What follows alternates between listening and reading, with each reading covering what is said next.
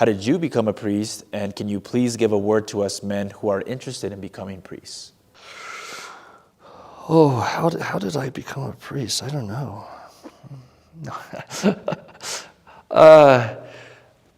It's a beautiful, it's a terrible, I mean, I don't mean, I mean it in a true, it's a terrible thing.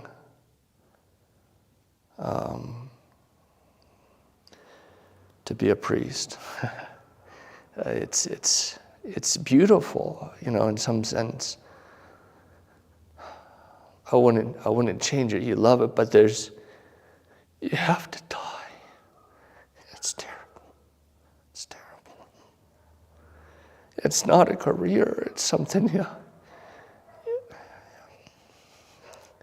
you just bear, in a good way with Christ, because you're entering into that in some small way, because the priesthood is Christ's.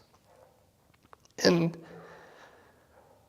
so, it's a fearful thing to be a priest. It's really a fearful thing. God help us. God help us. We're men, men who make mistakes. Hopefully we're upholding church teaching as best we can. But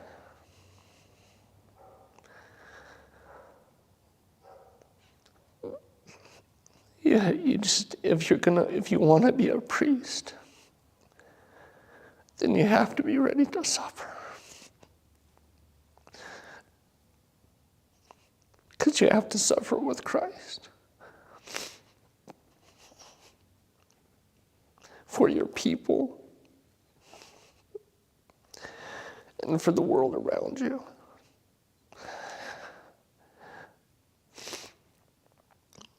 And so, and then you have to love. And you have to try to love as best you can. And that's a hard thing.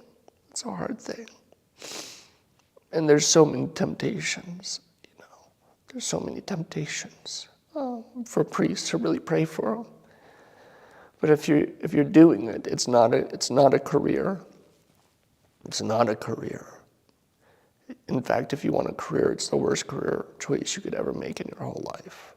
So don't do that.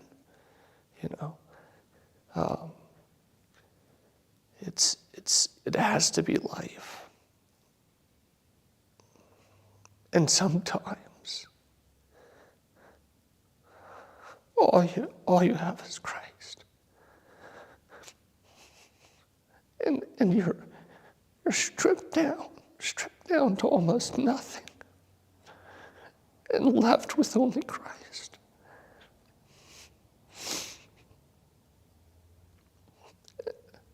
And you have to be ready for that. You have to be ready for that. You have to be ready to be rejected.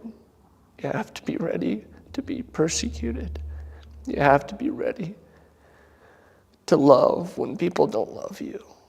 You have to be ready to forgive when forgiveness is not given to you. You have to be ready to be slandered.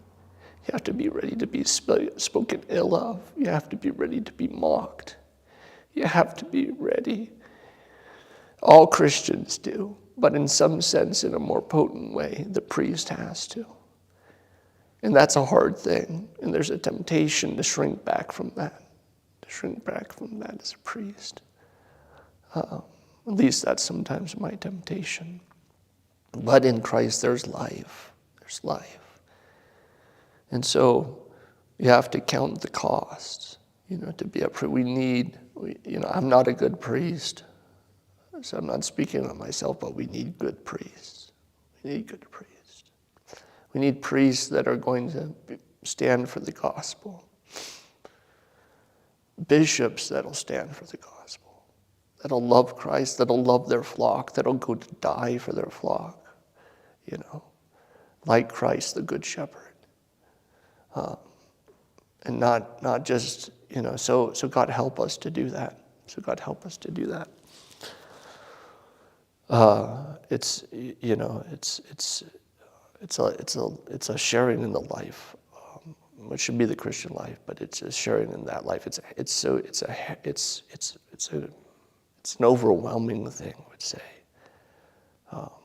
to be there, to stand before the altar, and you struggle with the struggles.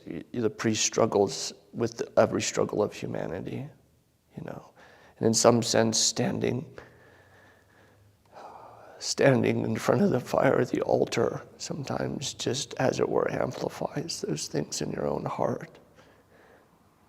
So that intense, sometimes internal, life is so we have to be ready for those things. You have to be ready for those things. You have to be. So how, I don't know. I think it's interesting. I think it was St. John Chrysostom speaking about marriage. He says, but it's beautiful. It's not. But he says, something to the effect that you're a young man. You're like with my wife. I was young. I thought she was beautiful. Like, oh, I must spend the rest of me. And you do. It's good. But you're kind of beautiful. And in that good, hopefully we use it in the right way as men, right? That desire in finding women beautiful, which we should. There's nothing wrong with that. It's using it correctly, right? It's not abusing it, right? Christianity is the right use of things. But he says, you kind of, there's that love and that, she's so beautiful. And you kind of brought it, but you don't quite understand until you get into it what it means to be married, And so you're kind of I would think same thing sometimes with monasticism. Maybe it's a true thing. You kind of you go to the monastery, like, oh, look at these monks. They're praying. They're doing this. It's so awesome. But when you talk about, wow, the real monastic struggle is intense. Struggle doesn't mean negative. There's a beauty of life. Life is, in that world, there's a struggle to it. And in marriage, there's that same thing. You get into marriage, you're like, wow, she's beautiful. I love her. All these things, but then you're like, oh wait, now I have to sacrifice for her. Now I have to do this for her. You know what I mean? Now wait, but then you find this whole dynamic that almost, you're kind of aware of, but you don't. You get into it. You go, oh wow. And then when you're able to, when you learn together, then it begins to work. But you get married almost. Not quite under, like what I know about being married now after 28 years almost of being married to my wife is, so drastically different than when I entered into it, right? I think being a priest, it's similar. You look and you have that desire. So you have a desire, I want to, just I think are good things. I want to serve God. But when you enter into it, so you enter into it kind of like marriage, because priesthood is, you kind of, you're bound to the altar, you're bound to Christ. But then the more you go in, the deeper you get, you realize, wow. So you're kind of, St. John says, you're kind of lured into marriage, not quite lured, I forgot exactly the word, but it's the fact you're like lured into marriage by like the beauty and the pleasure of your wife and their desire for her, which is a good thing, rightly used. And in the priesthood, it's just something like, oh, look at that, serving. You have a good desire for that, but then you get in and you're like, wow, okay, but this is something so much deeper. This is something that is so much profound, and the more I'm a priest, the more, I don't know. I'm not trying to be, overly dramatic or put on any kind of pretenses. But the more I'm a priest, the more I realize how unworthy I am to be a priest.